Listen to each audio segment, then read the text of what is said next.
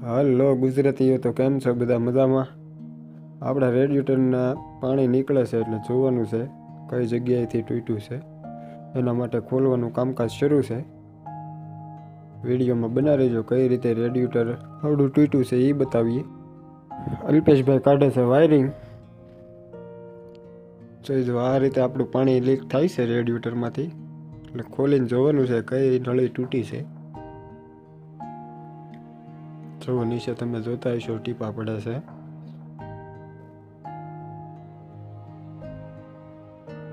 હાલો વિડીયોમાં બના રહેજો એટલે બતાવીએ. અલ્પેશભાઈ કરી દીધું છે ખોલવાનું કામકાજ શરૂ.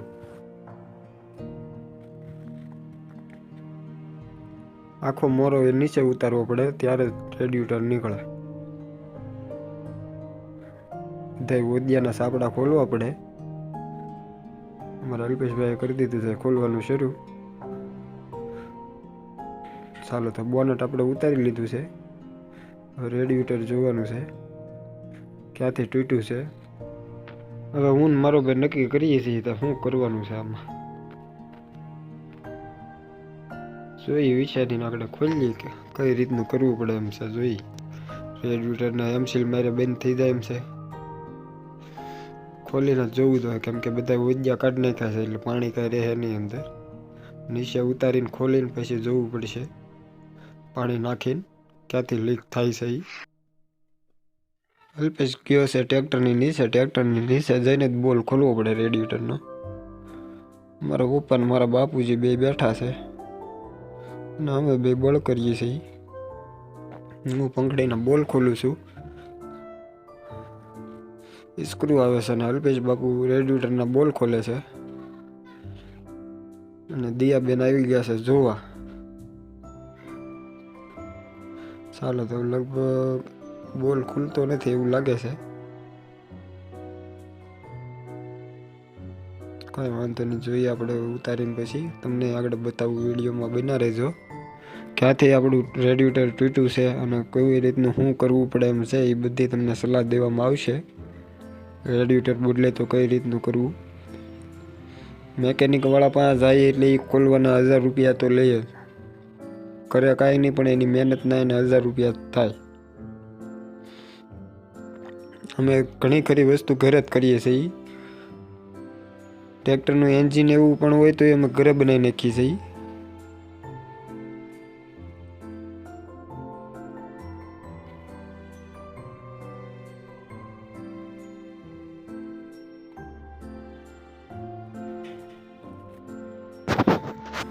કોમેન્ટ કરતા રહેજો ભાઈ કેવો વિડીયો લાગે છે અમારો. ને સબસ્ક્રાઈબ કરવાનું ન ભૂલતા. 450 સબસ્ક્રાઈબર આપણા થઈ ગયા છે. 1000 સબસ્ક્રાઈબર કરવાના છે તો સબસ્ક્રાઈબ કરવાનું ન ભૂલતા. જેટલા વિડીયો જોવો છો એટલા સબસ્ક્રાઈબ તો કરો. વિડીયો જોવે છે એટલા ખાલી સબસ્ક્રાઈબર કરી દે ને તોય મારે 1000 સબસ્ક્રાઈબર થઈ જાય.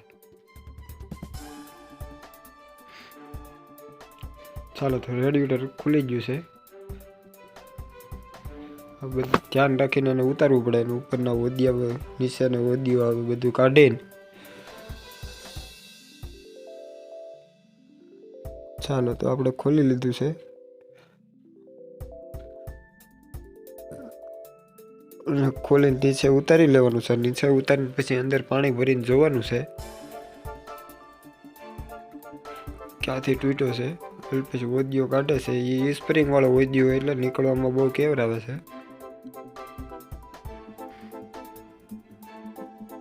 ચાલો તો આપણું રેડિએટર નીકળી ગયું છે બહાર. એને આપણે જોવાનું છે ક્યાં શું પ્રોબ્લેમ છે એ.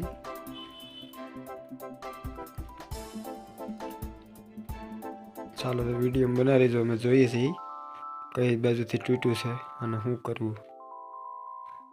હાલો જો તો એને બતાવું છું. આ આપણું રેડિએટર અહીંયાથી તૂટ્યું છે અને હવે આગળ પાણી ભરીને તમને પાછા બતાવીશું ક્યાંથી પાણી જાય છે અને કઈ નળી તૂટી છે. 4 નળીનું છે એટલે જોવું પડે અંદરની છે કે બહારની.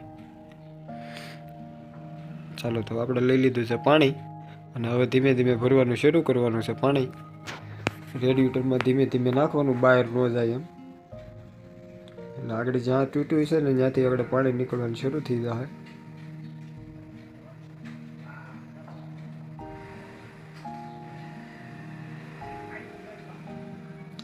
જો નીચે ક્યાંયથી ટીપા નથી પડતા પાણીના, આગળ પાણી ભરાઈ જાય એટલે આગળ ટીપા નીકળવાનું શરૂ થઈ જાય જ્યાંથી તૂટ્યું છે ને ત્યાંથી.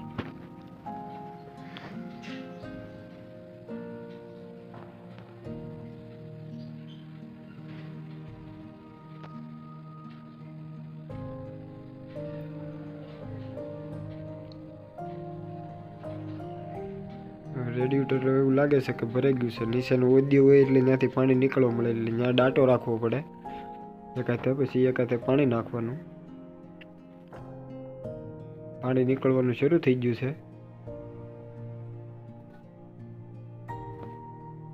તમને આગળ બતાવું ક્યાંથી પાણી નીકળે.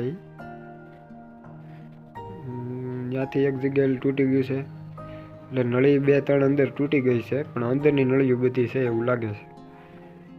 હજી આગળ ખબર પડે ફૂલ પાણી ભરીને. એટલે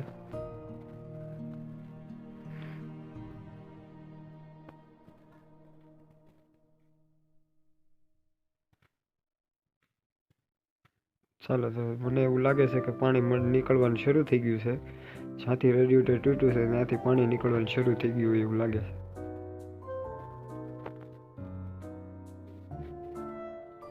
અહીંયાથી તો તમને નહીં બતાય પાણીની ટીપા પડે, બાકી પાણીની ટીપા મને દેખાય છે. જો પડે છે, એક આ જગ્યાએ તૂટી ગયું છે અને એક ઓલી બાજુથી તૂટેલું છે. અને અંદરની નળીઓ છે બે, બહારની નળી નથી. બહારની નળી હોત ને તો અહીંયા ઘરે થઈ જાત. હાલો, તો અમારે પડી ગઈ છે રાત ટ્રેક્ટરને ખોલતા ખોલતા, અને રેડિએટર અમે લઈ આવ્યા છીએ નવું રેડિએટર લાવ્યા એ તમને બતાવીશું. અને એ જૂના રેડિએટરમાં ખર્ચો થતો હતો 3000-4000નો, અને નવું આવતું હતું 7000નું. એટલે અમે નવું જ લઈ આવ્યા છીએ, જૂનું નહોતું નાખવું.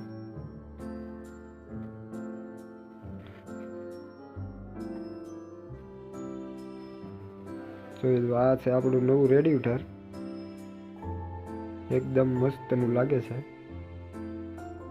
અને અલ્પેશ કરે છે હવે હોદિયા ફીટ, પછી પાણી ભરવાનું છે અંદર પાછું, અને જો ચેક કરવાનું છે ક્યાંયથી લીકેજ નથી ને. 9:30 જેવું વાગી ગયું છે, અને અમે હજી રેડિએટરના હોદિયા ફિટ કરીએ છીએ. એવું લાગે છે કે 11:30 જેવું વાગી જશે. કાંઈ વાંધો નહીં, પણ કાલ પાછું સવારમાં વહેલું ટ્રેક્ટર લઈને જવાનું છે આપણે હાંઠિયું કાઢવા. એટલે આજ રાતે જ આપણે બધું ઓકે કરવું જોઈએ. ઓકે કરીને બધું ટ્રેક્ટર શરૂ કરીને જોઈને બધું કમ્પ્લીટ કરીને જ મૂકવું જોશે વાયરિંગ કરીને. એટલે સવારમાં પાછું આપણે નીકળી જવાનું રહે ટ્રેક્ટર હાંકવા. હવે આપણે અલ્પેશ પાછો જાય છે રેડિએટરના બોલ ફિટ કરવા. પાવર સ્ટેરિંગ કર્યા પછીના રેડિએટરના બોલ છે ને બહુ અંધેર આવે છે, આપણો હાથે માણો જાય. ચાલો, તો અલ્પેશ વયો ગયો છે નીચે. આગળ રેડિએટરના બોલ થઈ જશે ફિટ. ચાલો, તો બોલ ફિટ થઈ ગયા છે, અને હવે અમે પડીએ છીએ રેડિએટરમાં પાણી. રેડિએટર કોઈ જગ્યાએથી પલ્લે નહીં એ રીતે રાખવું, અને તો ખબર પડે પાણી ક્યાંથી આપણું લીક થાય છે. ચાલો, પાણી ભરવાનું શરૂ કરી દીધું છે. હું આગળ ડબલે નળીમાં પાણી નાખી, અને અલ્પેશ ત્યાં જોશે.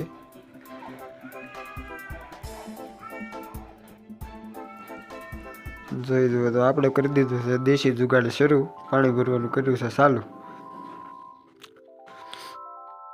1.5 ડોલ પાણી નાખશું એટલે આગળ થઈ જશે ફૂલ.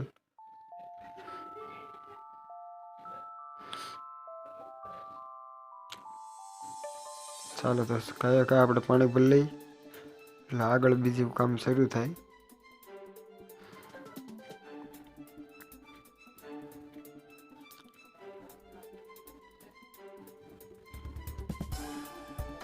ચાલો, હવે તો થોડુંક જ રહ્યું છે બાકી, ભરાવાની ફૂલ તૈયારી થઈ ગઈ છે.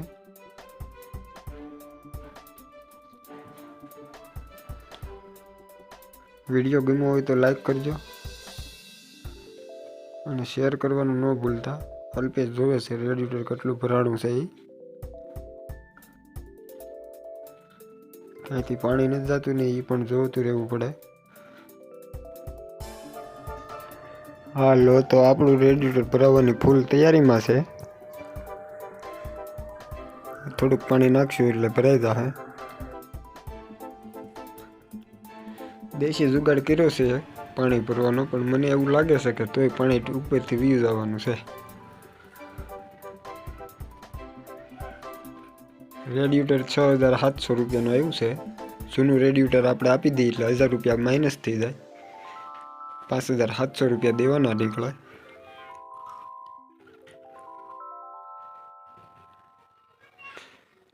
રાત પડી ગઈ છે અને રેડિએટર આપણું ભરાઈ ગયું છે. ત્યારે હાર પલાળી દીધું છે બધું.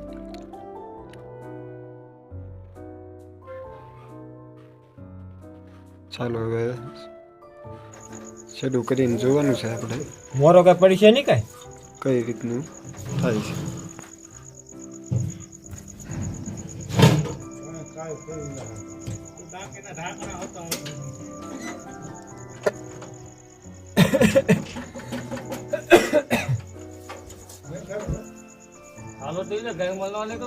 અગર એ પાના બના છે સટક છે.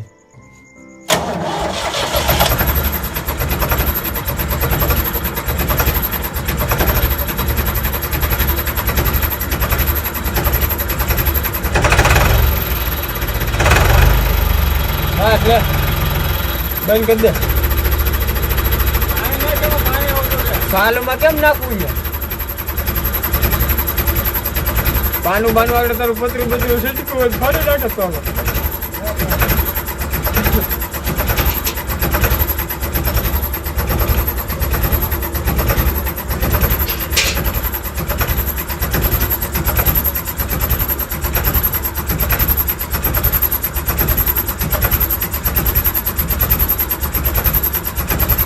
ડાટા દઈ દો બંધ થઈ જાય ટ્રેક્ટર.